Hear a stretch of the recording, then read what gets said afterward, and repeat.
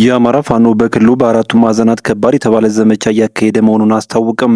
አገዛዙ በተለይም ከሰሞኑ በጎጃም በወሎና በሸዋ እንዲሁም በጎንደር መጠነ ሰፊ የተባለ ማጥቃት የከፈተ ሲሆንም የፋኖ ኃይሎች ደግሞ በጸረ ማጥቃት እርምጃ የብልጽግናውን ጦር ታንኩን ጭምር በመማረክ እያስጨነቁት ይገኛሉ።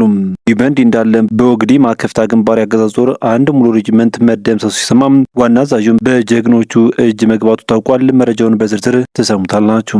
በተመሳሳይ በወሎ ቀጠና 40 ወታደሮች በተገደሉበትና በርካታ የጦር መሳሪያዎች በተማረኩበት አውደ ውጊያም ቆስለው እጅ ከፈንጅ የተማረኩ ከፍተኛ ወታደራዊ አዛዦችን፣ መስመራዊ አዋጊዎችና የውጊያ መሐንዲሶችን ጨምሮ ከ15 በላይ የሚሆኑ ወታደሮችን የሚልክዝ የሕክምና ቡድን ዓለም አቀፍ የጦር ሕግጋት እንዲሁም አማራዊ የስነ ልቦና ከፍታና ርህራሄን ባከበረ መልኩ አስቸኳይ የሰብአዊ ሕክምና እርዳታ እያደረገላቸው እንደሚገኝ ታውቋል። ተጨማሪውን ይዘናል።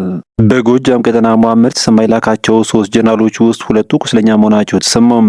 ከሰሞኑ ለተከታታይ ቀናት በደጋ ዳሞት፣ በደንበጫ፣ በሞጣ እንዲሁም ትናንት ደግሞ በደባይ ጥላት ግን ወረዳዎች መጠነ ሰፊ ውጊያ ተካሂዶ ነበር። በዚህ ትንቅንቅ በርካታ ያገዙ ወታደሮች ሲደመሱ ቁልፍ የተባሉ 2 ጀነራሎችም ቁስለኛ መሆናቸው ታውቋል። ውጊያው በጀትና በድሮን የታገዘ ቢሆንም ነገር ግን የጀነራሎችን ሰብአዊ ጉዳት ግን ሊያስቀር እንዳልቻለም ተጠቁሟል። ሰላም ጤና ይስጥልን። የተከበራችሁና የተወደዳችሁ ቤተሰቦች እንደምንቆያችሁ፣ እነሆ ለሰዓቱ እጅግ መደመጥ ያለባቸውን ወሳኝና አስቸኳይ መረጃዎች ይዘን ቀርበናል። በቆይታችንም ቀደም ሲል ባርሱ ያስደመጥናችሁን ዜናዎች እንዲሁም ሌሎች መረጃዎችን በስፋት ወደ እናንተ እናደርሳለን። እናንተም ለቻናሉ አዲስ ከሆናችሁ ሰብስክራይብ እንዲሁም ቪዲዮ ላይክ እና ሼር እንድታደርጉ በትህትና እየጠየቅን በቀጥታ ወደ ዝርዝር መረጃዎች አለፍን። አብራችሁን ቆዩም። የአማራ ፋኖ ብሔራዊ ንቅናቄ ወሎ ቤተ አማራ ሚልክዝ 102ኛ ኮር 12ኛ ክፍለ ጦር 3ኛ ሻለቃ መንደፈራ ቀበሌ ባገዛዙ ጦር ላይ መብረቃዊ የደፈጣ ጥቃት መፈጸሙን አስታወቀም። የ102ኛ ኮር 12ኛ ክፍለ ጦር 3ኛ ሻለቃ የሰራዊት አባላት ትናንት ሐምሌ 11 ቀን 2018 ዓ.ም በሰሜን ወሎ ዞን በራያ ቆቦ ወረዳ ከቆቦ ከተማ ተነስተው ከቆቦ ከተማ በቅርብ ርቀት ልዩ ስሙ መንደፈራ በተባለ አካባቢ ባገዛዙ ሰራዊት ላይ የደፈጣ ጥቃት ወስደዋል። ጥቃቱን የፈጸሙት የ12ኛ ክፍለ ጦር 3ኛ ሻለቃ የሰራዊት አባላት ያገዙ ሰራዊት ከጮሬና ቀዩ ጋሪያ መነሻውን በማድረግ በቀዩ ጋሪያና መንደፈራ መካከል ያለው ወታደራዊ ገዢ መሬት ለመያዝ በመጓዝ ላይ ያለም በከበባ ውስጥ በማስገባትም ነው ጥቃቱ የተፈጸመው ተብሏል። በመሆኑም የ12ኛ ክፍለ ጦር 3ኛ ሻለቃ ነበልባሎች ጠላት አዘውትሮ የሚውልበትን ምሽግ በሌሊት ተስቦ በመያዝ በወሰዱት ማጥቃት 15 የብልጽግና ሰራዊት አባላት ሲገደሉ 18 የሚወስድ ደግሞ በከፍተኛ ጉዳት ወደ ቆቦ ሆስፒታል መግባታቸውን የውስጥ መረጃዎች በዝርዝር ገልጿል። በዚህ የደፈጣ ጥቃት 10 ኤኬ ክላሽንኮቭ መሳሪያ፣ 9 ኤፍ1 ቦምብ እንዲሁም ከ15 በላይ ሲደመሰስ 18 ያሉ ደግሞ ቆስለኛ ሆነዋል ሲል በአፋብን የሚልክዝ 102ኛ ኮር ህዝብ ግንኙነት ክፍል አስታውቋል። ይህ በእንዲህ እንዳለም በወግዲ ማከፍታ ግንባር ያገዛዙ ጦር አከርካሪ ሰብሮ ሙሉ በሙሉ መደምሰሱ ተሰማ። በወሎ ቤተ አማራ ቀጠና ወግዲ ማከፍታ ግንባር ለመንቀሳቀስ በሞክረው ያገዛዙ ሰራዊት ላይ በሚልክዝ 105ኛ ኮር 45ኛ መብረቅ ክፍለ ጦር አርበኞች በወሰዱት ረቂቅ የሰው መምታት እርምጃ የጠላት 5ኛ ሬጅመንት ሙሉ በሙሉ መደምሰሷን ታውቋል። ከ40 በላይ ወታደሮች በተገደሉበትና በርካታ የጦር መሳሪያዎች በተማረኩበት በዚያው ወደ ውጊያም ቆስለው እጅ ከፈንጅ የተማረኩ ከፍተኛ ወታደራዊ አዛዦችን፣ መስመራዊ አዋጊዎችና የውጊያ መሐንዲሶችን ጨምሮ ከ15 በላይ የሚሆኑ የጠላት ወታደሮችን የሚልክዝ የሕክምና ቡድን ዓለም አቀፍ የጦር ሕግጋት እንዲሁም አማራዊ የስነ ልቦና ከፍታና ርህራሄን ባከበረ መልኩም አስቸኳይ የሰብአዊ ሕክምና እርዳታ እያደረገላቸው እንደሚገኝም ተጠቁሟል።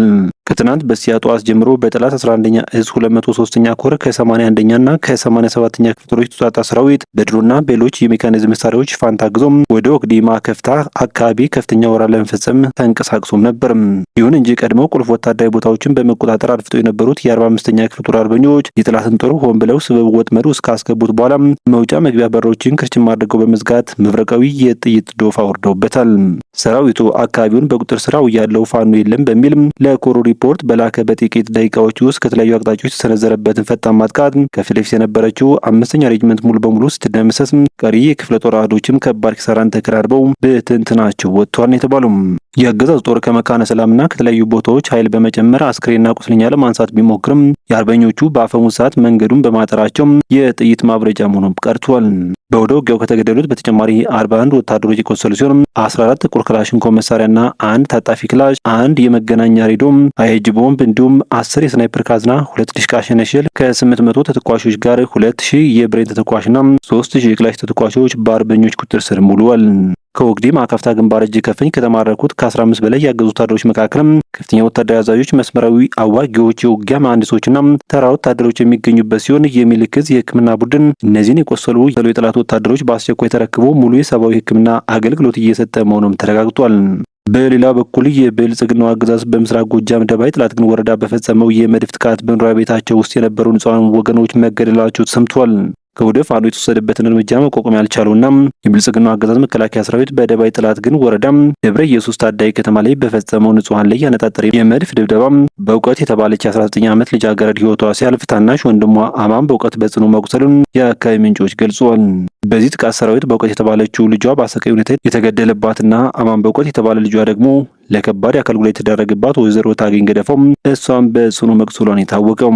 በጥቃቱ የ79 ዓመቷ መነኩሴ ከባድ ቁስለኛ ሲሆኑም የ13 ዓመቱ ታዳጊ አብርሃም ጌታቸው በጨዋታ ላይ እንዳለ በተፈጸመበት የመድፍ ጥቃትም ቆስሏል።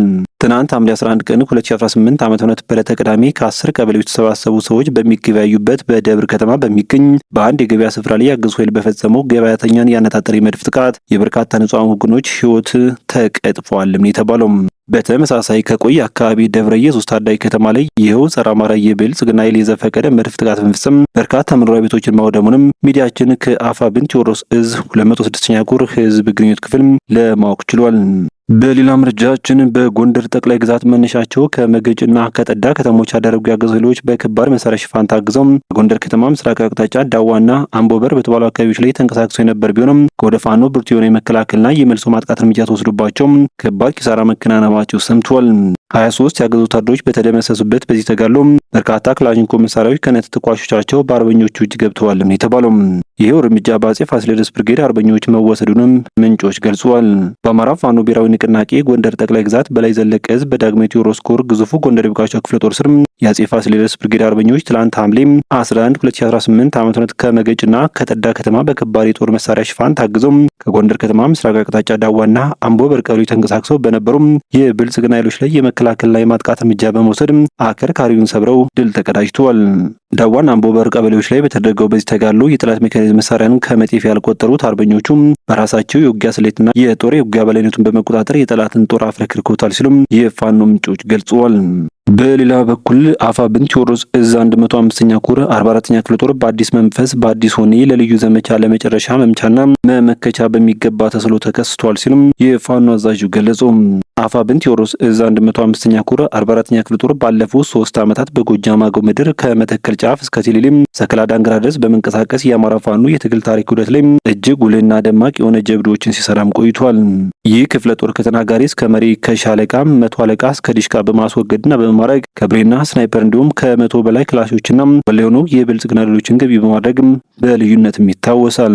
በጀግኖቹ ደምና አጥንት የተገነባው ታላቁ 44ኛ ክፍለ ጦር ባለፉት 2 ወራት በተከሰቱ ውጫዊና ውስጣዊ ቀላል አሜክላዎች አማካኝነት በተወሰነ መልኩም ቢሆን ከነበረበት ግለት ተቀዛቅዞ ቆይቷል ብሏል መግለጫው። ሆኖም ድርጅታችን አፋብን እስከ 105ኛ ኮር ድረስ ሁሉም በየደረጃው ጥርስ አውጥቶ የእርምት እርምጃዎችን በመውሰዱም የነበሩ ገመዶች ሁሉ ዳግም ላይቋጠሩ ቆርጦ በመጣል 44ኛ ክፍለ ጦርን ወደ ነበረው ዝናና ቁመናም ከነሙሉ ክብሩ መመለስ ተችሏል ያለው። የተወደዳችሁ ቤተሰቦች ለሰዓቱ የነበሩን መረጃዎች እነኝን ይመስሉ ነበር።